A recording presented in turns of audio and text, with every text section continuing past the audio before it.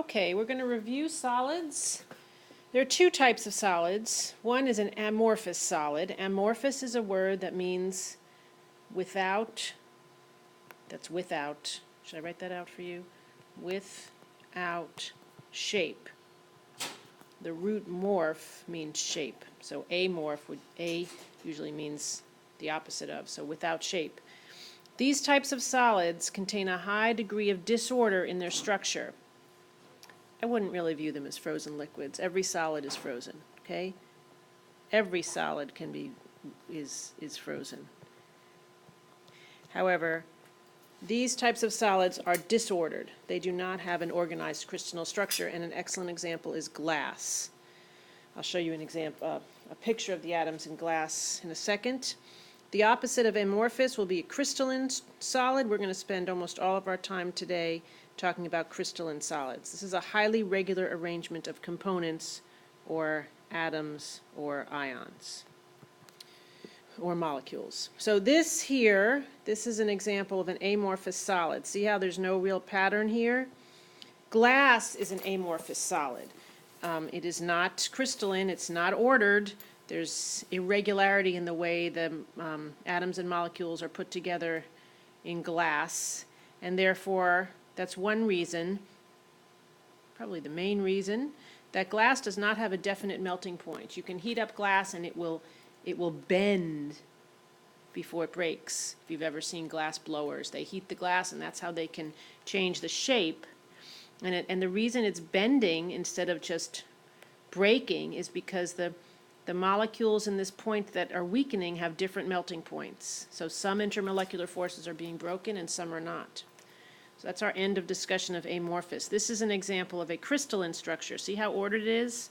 And it's very ordered. It's very balanced. We're really not going to talk about the unit cells in a structure. You have these in your notes. They're in your book. They're not on the AP exam. You really have to think deeply to think about the three-dimensional crystal structures. It's not that this isn't important, but I think this will be addressed in a higher level chemistry class. You'll get, if you take that, you can get into the actual measurements of the distances between the different structures and the repulsions, blah, blah, blah. So we're going to skip this. We talk about it a little bit when we get to alloys.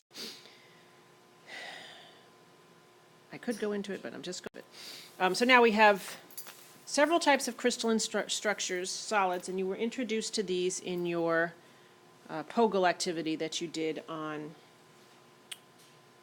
Friday. So one type are molecular solids, and molecular solids have discrete, relatively small molecules at the lattice point. So a lattice is a crystal structure. So this word we need to know. It's in a garden, a lattice looks like this.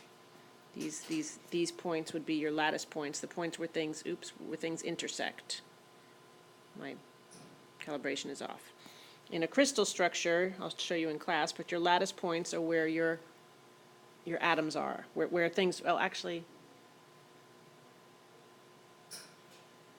yeah, they're where the atoms are, and then the atoms are connected. Your atoms or your ions or your molecules in a molecular solid are bound by weak intermolecular forces. We're going to talk about these all in depth. So then there's a second type called atomic solids, and in our activity the other day we broke this into two solids. One we called covalent network solids.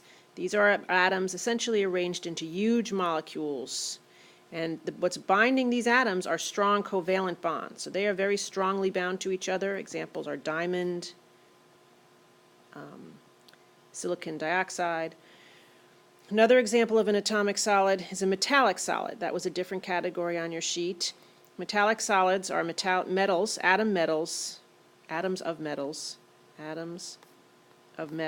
are next to each other, and they're you also have covalent bonding, but we call it delocalized because in a metallic solid, the electrons are somewhat free to move around. They can jump from one atom to the other, and so that is what allows metals to conduct electricity. We'll go over this again. And then ionic solids are made of ions, and they are bound by electrostatic attractions, ionic bonds, okay, positive to negative. So I'm going to print out this chart and give it to you, so you will have it. It's in your notes, but I doubt you can read it. It summarizes what you did in your activity. You need to know this. You need to know the types of solids, the basic units of each of those solids, the forces, this is very important, between the particles, and how that affects their properties. We're going to go into that a little more deeply right now. So in a molecular solid, atoms are held together with what this slide set calls van der Waals. There's nothing wrong with that, but I'm calling them intermolecular forces, IMFs. Because intermolecular forces are pretty weak compared to bonds, covalent bonds and ionic bonds, these types of solids tend to be softer and have lower melting points. Graphite is an example, ice is an example. This picture here, and I'll show you this in class, is a picture of graphite. So here we have, if you can imagine, all the black atoms are carbon, and I'm going to draw it in red. Each carbon has 3 bonds, 3 covalent bonds, making it has an sp2 structure. But we know that carbon has the potential to have 4 bonds, right?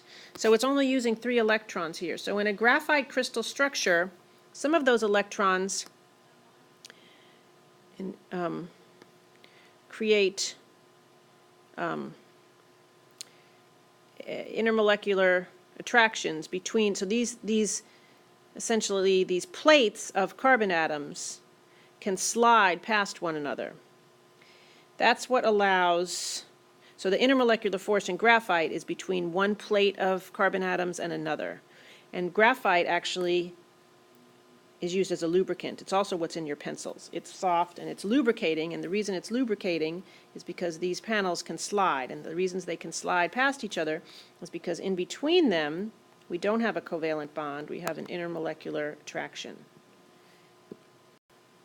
In a covalent network, you have atoms covalently bonded to each other. So notice how they're using the graphite example down here again. That's because within those sheets you did have covalent bonds. Diamond is an excellent example of a covalent network. Silicon dioxide, which is in quartz, is a covalent network. These are atoms that are covalently bonded to each other. So in between them you have covalent bonds, which are very strong. A bond is much stronger than an intermolecular force. Because the bond between them is so strong, that's why it takes a lot of energy to break that attraction. So these have high melting points, and they tend to be hard because they're really held together strongly. Okay, so now we're going to talk about ionic solids, which you should be somewhat familiar with, because when we talked about lattice energy, we were talking about the lattice energy of ionic solids. And in ionic solid, we have cations, which are positive ions that are held together with negative ions, and the force holding them together we call electrostatic force. It's opposites attracting, positives attracted to negatives. We talked about the strength of this attraction being proportional to the charge of the ions, and we're going to talk about that in a second. That is from Coulomb's law. And because ionic bonds in general tend to be very strong, these are ionic bonds, are very strong, that's an equal sign, that's why ionic solids have high melting points. Interestingly, they're also non-conductive. They are insulators. So let's talk about the attraction, or the energy involved in an ionic bond is called its lattice energy, and we defined lattice energy as the energy released, because we said it was released when a mole of gaseous ions form solid ions. So we had our definition was the same as this, only it was opposite in sign. We said lattice energy was when two gaseous ions, or gaseous ions, would come together to form an ionic compound. And the energy is proportional to Coulomb's law, which you can write like this. The K is a constant. The Q stands for the charge. So the force of attraction, or the energy of the bond, is proportional to charge and inversely proportional to the distance between the charges, which would be the radius of the ions. Now, this may be somewhat surprising, but ionic compounds are insulators. When they are solid, when solid, they are non-conductive.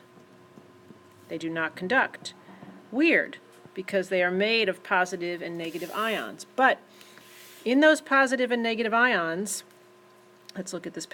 In those positive and negative ions that are held together, the electrons are locked in place. They can't move. However, let's say we have, let's make this smaller.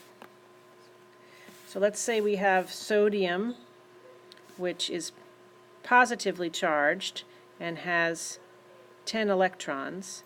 And let's say that is attached to let's do it in green because chlorine tends to be green. Attached to a chloride ion or attracted to a chloride ion. The chloride ion has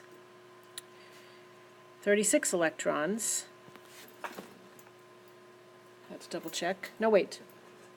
What am I talking about? That's its mass. The chloride ion has 18 electrons.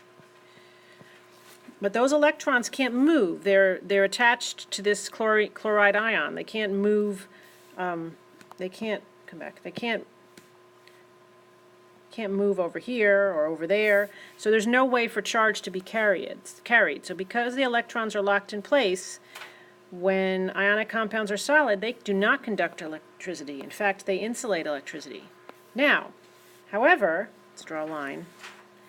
When ionic compounds are melted, and the word for that is molten, but when they are melted or when they are dissolved in water, then these ions can move.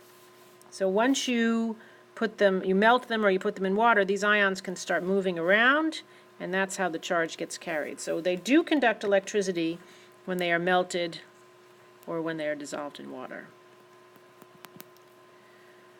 So that's important to know. When they're dissolved in water or they're melted, ionic compounds definitely conduct electricity. However, when they're solid, they're insulators. Okay, so just for review, we're going to think about placing these in order from lowest to highest lattice energy. Lattice energy, the energy of the ionic bond, is proportional to the charge and inversely proportional to the distance between those charges. And with sodium, and I have +1, and here I have -1, so my charge product in this one is 1 times 1. And my charge product with cesium and iodide is also 1 times 1, 1 plus 1 times -1, it's -1. But sodium fluoride is a lot smaller. Sodium and the fluoride ions are much smaller than cesium and iodide. So sodium fluoride will have a greater lattice energy because the two ions are smaller, so the charges are closer than cesium iodide. Because the energy of the lattice is inversely proportional to the distance. As the distance gets greater between them, like it is here, then the energy is less. And let's look at calcium iodide. We have +2 for calcium, -2 for the oxide ion. You have a charge. Okay, so in this substance, I want to talk about what happens to an ionic solid when it's subject to stress. Okay, so these are meant to be ions. This is meant to be the negative ones, the anion. These are meant to be the cations. And if I were to push on this solid, so I'm going to put some stress on it. I'm going to push on it. What will happen, this is hard to draw. I know what I'll do. So by pushing on this substance or applying stress, I have moved some of the atoms over because I've pushed on them. And now what's happened is, when that happened, now I have, let's fill this in, I have positively charged cations and negatively charged anions next to each other. So once they're next to each other, we're going to start to see, I'll use green, some repulsive forces, because like charges repel. So this is why ionic crystals or substances tend to be brittle. They tend to break easily and sharply, because once you get these repulsive forces, then these two parts are going to break apart. You're going to have two pieces, because these charges are repelling each other, so they're going to push each other away. So that's why ionic crystals, ionic salts, tend to be brittle. They tend to break sharply. So I'm going to stop here, and I need to talk about metallic bonding, but I think we will do that in class tomorrow.